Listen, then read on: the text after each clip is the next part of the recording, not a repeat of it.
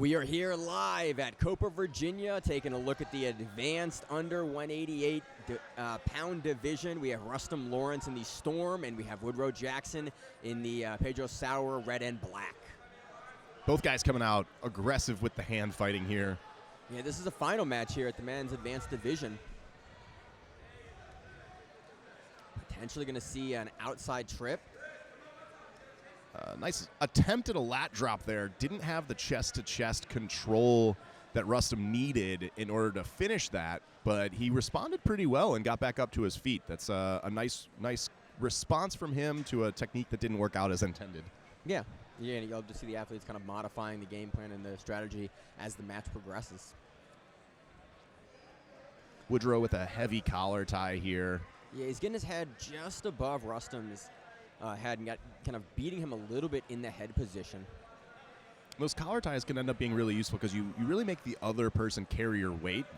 An outside double leg attempt from Rustam there turns into a reshot from Woodrow and a takedown there. Rustam entering into the legs here. Yeah, Woodrow does get the 2 points there for that, for his efforts there. And now we're going to stop the action, move back to the center of the mat with Woodrow on top. 5:45 left in the match. Woodrow up 2 points for that takedown. Yeah, really fun sequence there.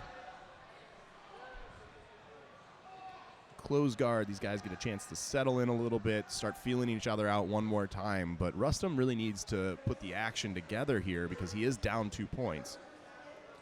Woodrow taking his time. That's the smart move here, I think. Trying to get his hips underneath himself, set up his grips for a pass. Rustam opens his guard. Woodrow taking advantage of that to progress into half guard. That's not all the way past where he wants to be, but it's a little bit of progression, and it can often be easier to pass the half guard than that full closed guard. Yeah, it just gives you more options typically than standard closed guard passing. Now, Rustam is doing a really nice job of keeping that knee shield really pinned to Woodrow's hip there. Woodrow really usually, for most of the passing sequences, has to address this, but Woodrow's doing a good job of maintaining consistent pressure with his outside leg and trying to underhook on Rustam's arm there.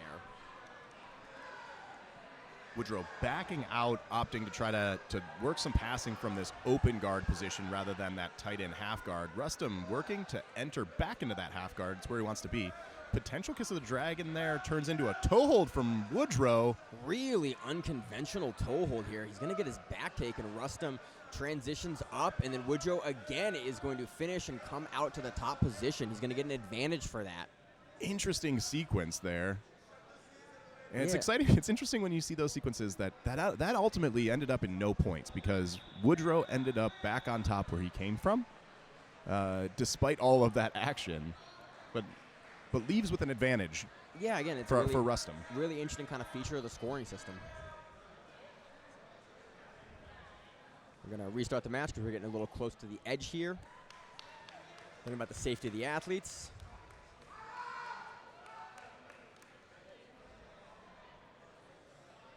Woodrow working to ball himself up a little bit more. It looks like he might be trying to pass low. Rustam opening that guard up a little bit as Woodrow leans heavy pressure in.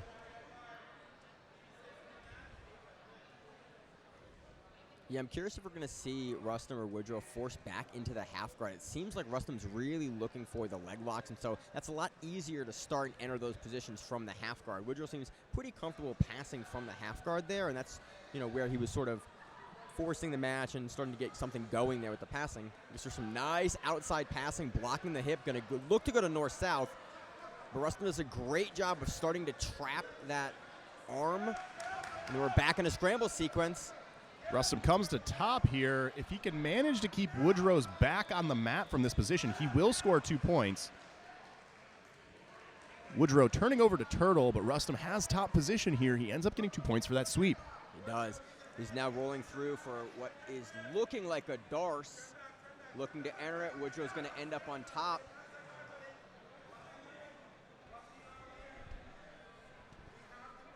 Rustam looking to invert onto that arm, potentially looking for the belly down arm bar. Woodrow doing a nice job circling around, clearing his arm. Ends back up on top. We're now tied on points 2-2, but Rustam has one advantage for that earlier almost sweep with just under 2 minutes and 30 seconds left on the clock.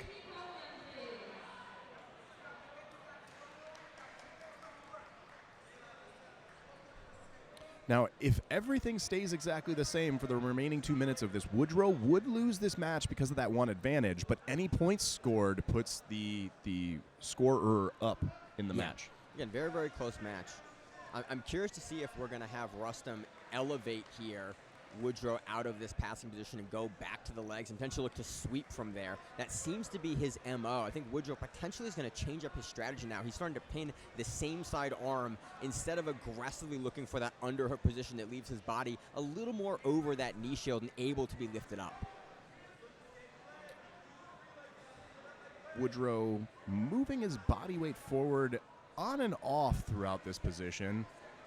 Rustam looking to enter in under the hips like he did earlier. That created a nice scramble sequence when he was able to do it a couple minutes ago.